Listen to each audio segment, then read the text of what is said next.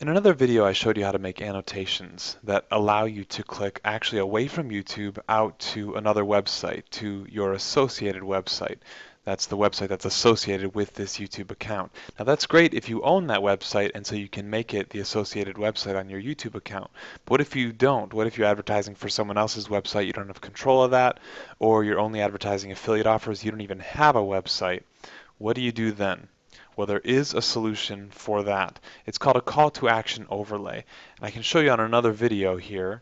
This ad that comes up right here, it looks a lot like an ad as if the video was monetized, but it's actually not an ad. It's a call to action overlay, but as you can see, even though this is my video, it is linking to ccli.com. And in fact, it's not linking to this specific homepage either. It's got a display page of a certain domain, but then I can link to whatever page on that domain I want. And in fact, I can even link through a tracking link as long as they land on the domain that's the display domain. So the call to action overlay allows you some more freedom in masking your link or masking a tracking link so that you can keep track of clicks, things like that. And it's a lot easier to set up than you think. And I'm going to show you how to do it.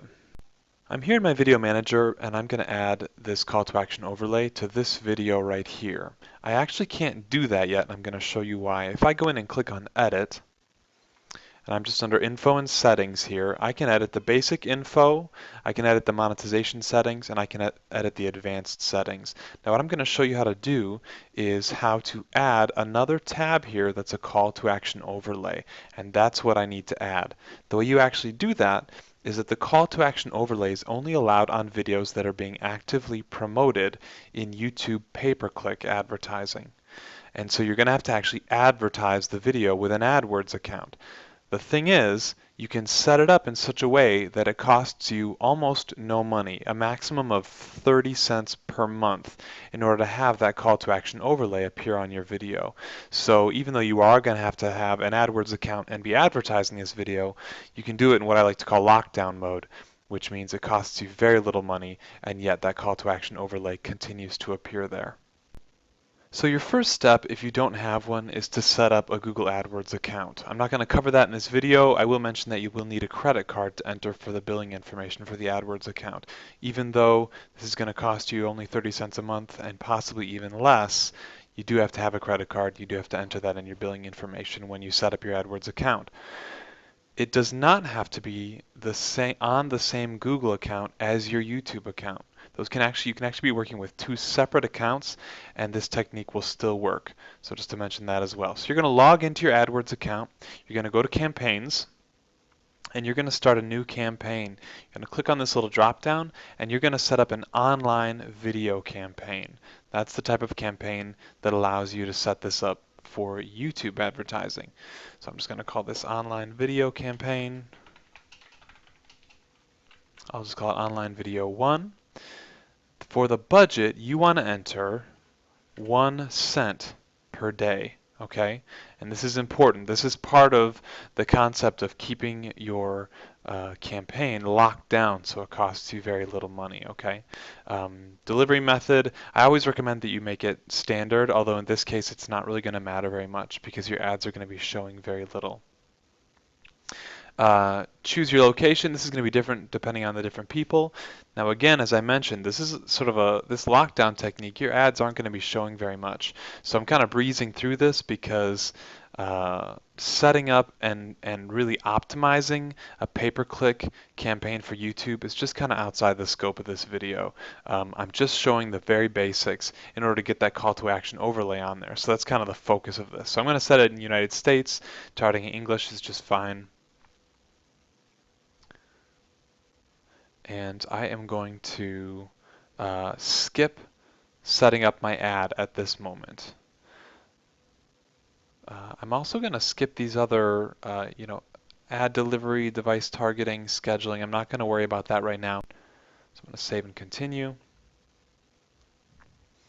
Now it's going to ask me about targeting, and the way YouTube ad pay-per-click works is that you set up an ad and then you have various ways that you can target what demographics or what types of viewers are going to be seeing this ad. Now, the important thing about this section is, again, that your max cost per view is going to be 1 cent. So if I'm paying 1 cent per view and I'm only paying 1 cent per day, that basically means my ad is going to show up one time a day and then it's going to be done showing up. And so the max I'm going to pay per month is 30 cents or 31 cents, 1 cent per day. And so that's an important part there. Now down here, you can set this up the way you want. I'm just going to turn off watching content and target people who are searching, and just add a couple keywords. Learn to play guitar. That's the video that I'm doing, and now I'm putting these in, but as I mentioned before, this isn't going to matter too much. The main focus that we're looking for here is to get that call to action overlay on there. But this is fine. I'm done there. I'm going to save this targeting group. So my online video campaign is all set up, and what I need to do now is create a video ad for the video on which I want to place that call to action overlay.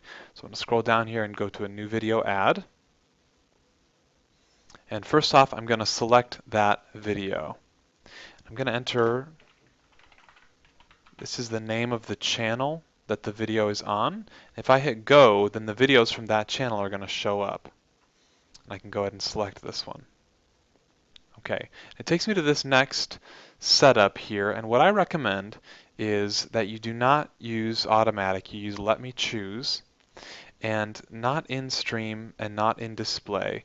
Actually, in display, you could do in display, not in slate. In display and in search are the two that I normally set up. In fact, I normally just go with in search.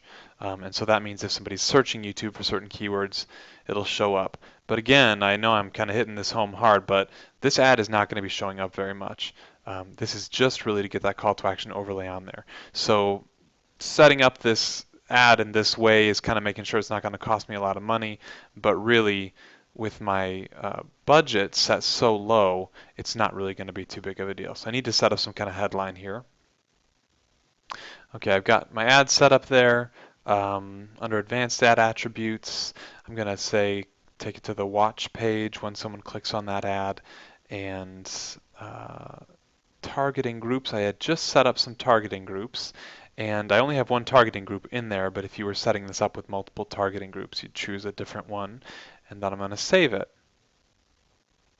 Now I've saved this ad, and the ad is going to go to pending or not yet serving. It means it needs to be reviewed in some way or something like that. The interesting thing is that even though it's not even serving yet, that call to action overlay interface is going to appear on that video when I log into my YouTube account. So I'm going to go back to my YouTube account now and show you what it looks like when I log in. So all that ad setup, all that campaign setup was really just to get me to this point where I can click edit on this video again. And down here, it gives me the option for a call to action overlay. That's what I've been going for here. Now this is the point where I get to actually set up what's essentially an ad right on my video. Okay, I've set up my call to action overlay ad here. It's very much like setting up a pay-per-click ad. You get a headline, a description, 2 lines of description, a display URL, and then a destination URL. The destination URL needs to land on the same URL as the display URL. But this could be a tracking link. For example, if you're using some kind of tracking service where this would be, for example, it would go through Hypertracker first. As long as it lands on the kimballcd.com domain, I'm okay. So that's one really nice value of doing the call to action overlay. I also get to add an image, 56 by 56 pixel image. It needs to be online, so you need to upload that to Flickr or Picasa or something like that. Or in this case, I have control of this website, so I just put the image right up there. Just a small little thumbnail that you want to be kind of eye-catching, and that's going to make people want to click. So I've got this all set up. I'm going to click Save Changes. All changes saved. And let's go back and check out how this video looks.